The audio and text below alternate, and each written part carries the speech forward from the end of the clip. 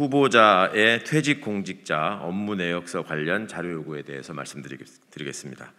한덕수 후보자는 김앤장에서 고문으로 활동했다고 밝히고 있습니다.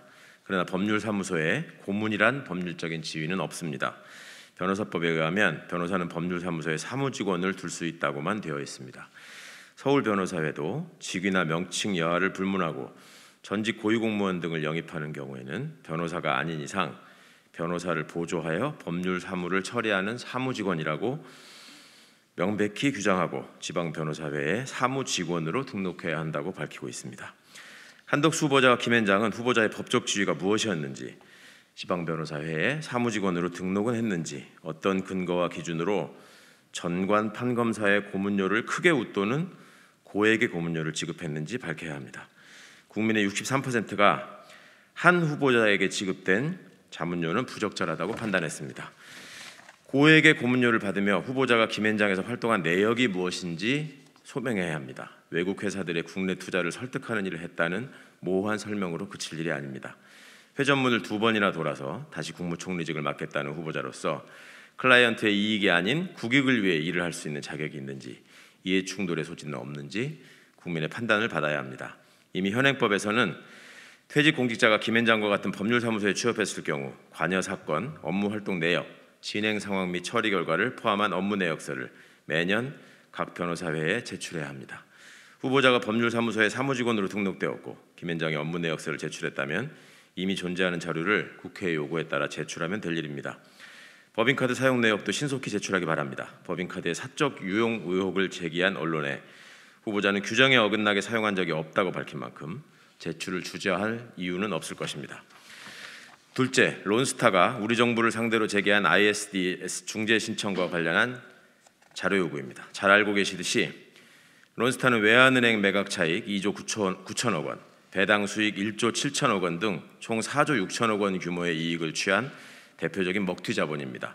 외환카드 주가 조작 사건으로 유죄가 확정되기도 했습니다. 그럼에도 론스타는 지난 2012년 외환은행 매각 당시 우리 정부의 책임으로 손해가 발생했다며 국제투자분쟁해결센터에 미화 47억 달러, 한화로 약 5조 4천억에 달하는 손해배상금을 청구했습니다. 문제는 한덕수 후보자가 2002년에서 2003년에도 김앤장에서 고문으로 활동했고 당시에 억대 고문료를 받았는데 김앤장은 론스타의 국내 법률 대리인이었다는 데 있습니다.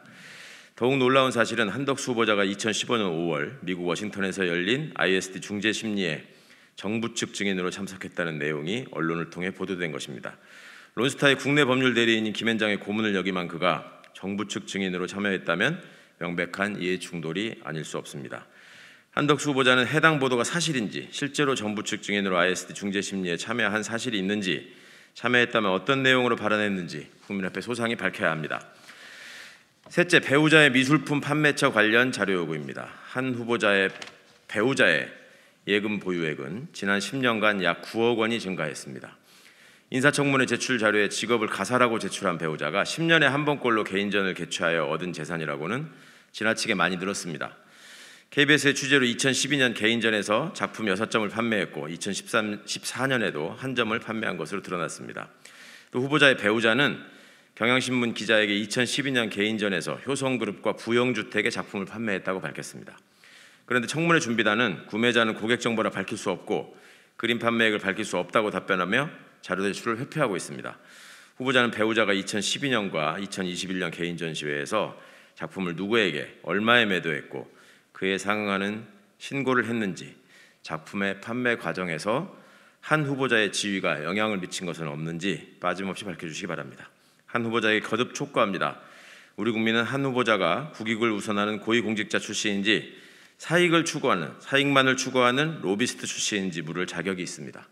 한 후보자는 청문회에서 밝히겠다는 되돌이표 같은 말은 거두고 국회의 자료 요구에 지체 없이 응하여 국민의 질문에 답해야 합니다. 어려운 일도 아니고 본인이 이미 언급했던 사항, 본인이 재직하고 있는 업무에 관련된 것입니다. 회피하지 말기를 바랍니다. 이상입니다.